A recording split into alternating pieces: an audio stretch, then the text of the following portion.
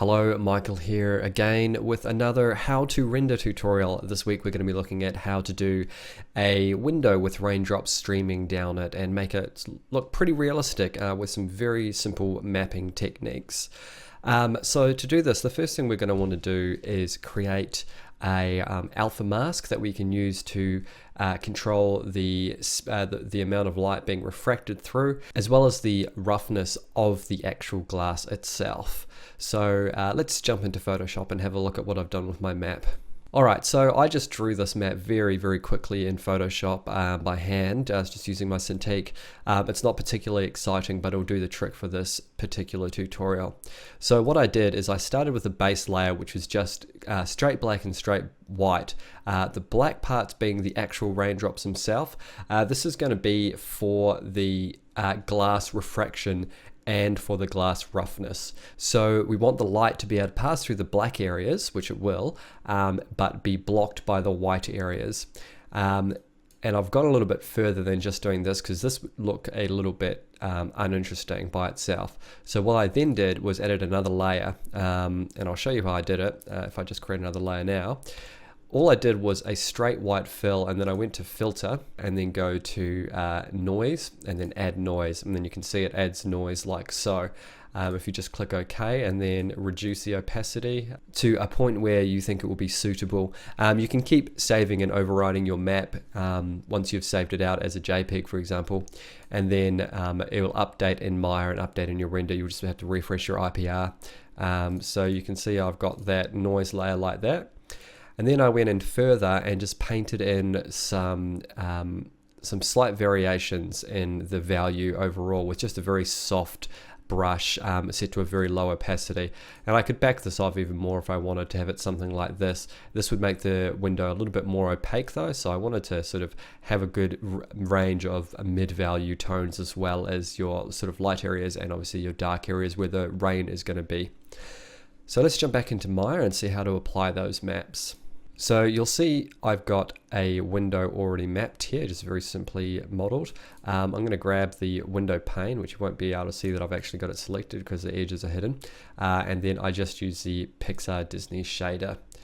And I'm going to grab the Hypershade editor from my other window and just clear the canvas. And sorry, not Pixar Disney, Pixar Surface shader. I'm going to call this Pixar Win 1. All right. So to make this look like glass, the first thing I'm going to do is remove the diffuse channel, and then we're going to go down to the glass channel. We're going to turn the refraction gain all the way up, the reflection gain all the way up, and the refraction color and the refraction and the roughness is going to be controlled by our map. So let's map that out by right-clicking and graphing network, and then let's go to refraction color, go file. And then let's open up our map. I actually saved this previously and I just called it Untitled 2, which is very poor of me. Do not do that because you'll lose your maps very quickly. And I'm also going to plug the alpha channel into the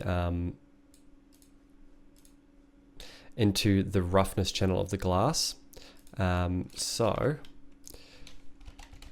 if I just type glass in that top box there, if I've opened it up. So if you want to open it up, you can just click it and tap 3 and it'll give you all the options. Then you can do a quick search by just typing glass. And I'm going to plug that alpha into the glass roughness, just like that. And now let's do a quick render and see what it looks like. Alright, so as you can see, the light is being bounced off the rough areas, and then it's darkening those areas where there are raindrops. And you can see if I turn the camera around, just barely getting that light transmission. If I turn the camera around to face the glass itself, you'll see that it sort of looks like rain on a window. So this is good for you sort of like, particularly I find this is good for a low light setting where you're not getting a really good view of the glass, sort of more a silhouetted approach. But we can still improve this render somewhat. So let's stop that render and let's bring up the Hypershade editor again. So we also want to control the reflection. So if we go back up to specular, we want to plug our bump map in, and this is just going to give us a little bit more realism as the raindrops will be bumped somewhat, and then you'll see some specular highlights around the raindrops. So we want to do this by going to the bump map, and I've actually already created a bump map, and I'll show you that in Photoshop very quickly. So what I've done is I've just taken this image and I've inverted it. So the high points in the bump map are going to be the more white areas, or the areas closest to a value of 1, and then the lower areas are going to be your areas that are closer to a value of 0. So if I just go to our our window shader, go to the bump, go click File, and then open the bump map that I've created, which is this one. Now the specularity is pretty much turned off at the moment. You can see it's black and black, which means that it's not on. I only want a little bit of specularity, otherwise it's going to get out of control very quickly. So you can just control that by sliding these slightly away from the 0 value. And the roughness can be whatever you want at a low level, so sort of 0.2 is the default is actually fine, I've found.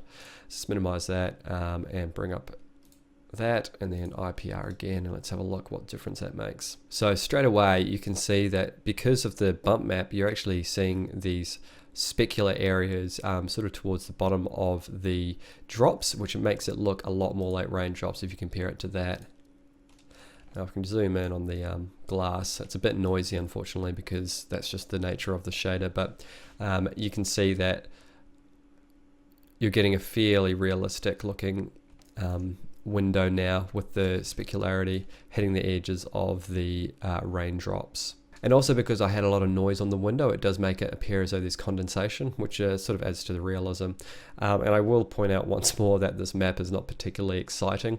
I would take a little bit more time if I was doing this for a job, but just because it's a real quick tutorial, I just wanted to get it out quickly. So as you can see, as it renders up, it doesn't look particularly exciting, but for the sake of this tutorial, I think it looks good enough.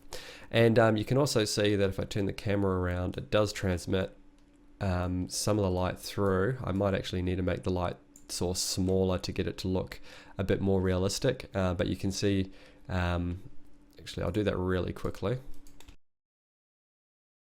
Alright, so I've just increased the intensity to 10 and I've normalized the light, so no matter what size it was, the intensity will still be the same essentially.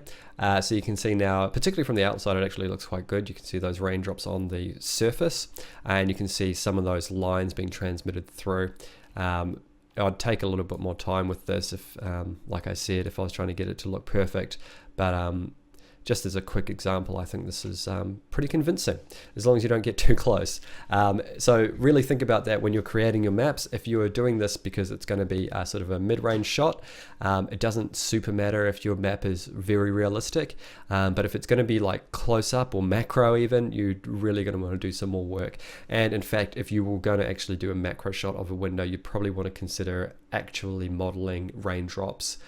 And actually one further improvement that you might consider to make as well with the map is maybe not make your raindrops completely black, so you get an actual small amount of light transmitting through them. With it being black, it's completely blocking the light.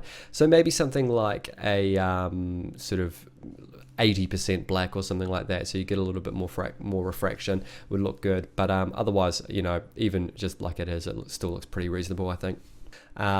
But yeah, that will pretty much do it for this one. Very quick, very simple. Hope it's helped you guys out doing your own windows. You could add some more things to make this look even cooler. If you had some, say, atmosphere, you get a nice spooky sort of effect happening. So yeah, if you like this tutorial though, let me know in the comments and hit the like button so other people can find it. If you have made your own window, in the comments, drop in a link to your Imgur or whatever place you like to post your images. Just keep them safe for work, because this is a family-friendly YouTube channel. And yeah, and if you haven't already, make sure you subscribe because I put up a new tutorial every week. I'm going to keep doing these how to render tutorials every week because people seem to do them. So I'll be doing one of these and then I'll be doing one of my general tutorials as well. So you'll be getting at least 2 tutorials a week. So yes, thank you for watching everybody, and happy rendering.